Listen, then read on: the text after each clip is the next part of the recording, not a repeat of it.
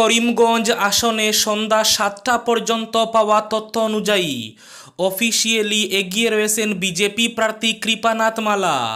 তবে এখনও অনেক বুথ গণনা বাকি রয়েছে।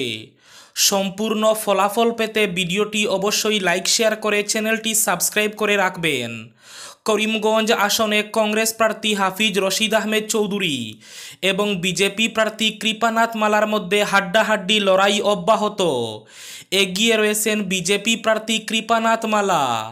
কৃপানাথ মালা মোট বুথ পেয়েছেন এখন পর্যন্ত 4,61,278। কংগ্রেস প্রার্থী হাফিজ রশিদ আহমেদ চৌধুরী এখন পর্যন্ত বুথ পেয়েছেন 4,22,407। মোট 38,871 বুথে এগিয়ে রয়েছেন বিজেপি প্রার্থী কৃপানাথ মালা। অন্যদিকে বরাক উপত্যকার শিলচর আসনে অনেক এগিয়ে চলেছেন বিজেপি প্রার্থী পরিমল শুক্লবৈদ্য। পরিমল শুক্লবৈদ্যের জয় লগভগ নিশ্চিত। 1.5 লক্ষ বুথের ব্যবধানে জয়ী হলেন প্রধানমন্ত্রী নরেন্দ্র মোদী।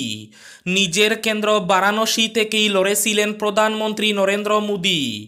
গণনার 9 ঘন্টা পর দেখা যায় বারাণসী কেন্দ্রে 6,12,970 বুথে জিতেছেন বিজেপি প্রার্থী নরেন্দ্র মোদী। কংগ্রেস প্রার্থী অজয় রায়ের থেকে তিনি 1,58,513 বুথে জিতলেন তিনি। প্রধানমন্ত্রী নরেন্দ্র মোদী জয়ী হওয়ার পর এদিকে উত্তরপ্রদেশে রায়বেরেলি এবং দক্ষিণের ওয়ানাদ দুটি কেন্দ্র থেকে বিরাট মার্জিনে জয়ী হলেন কংগ্রেস নেতা রাহুল গান্ধী। ওয়ানাদ থেকে 2019-এর নির্বাচনে জয়ী হলেও আমেঠি থেকে জিততে পারেননি রাহুল। তবে এবার সেই আমেঠি কেন্দ্রেও বিজেপির স্মৃতি ইরানির কাছ থেকে উদ্ধার করল কংগ্রেস। রায়বেরেলি এবং আমেঠি উত্তরপ্রদেশের এই দুই কেন্দ্রকে হতে চলেছে কংগ্রেস প্রার্থীর। এই প্রশ্ন মনোনয়নপত্র জমা দেওয়ার কয়েকদিন আগে পর্যন্ত জিইয়ে রেখেছিল কংগ্রেস।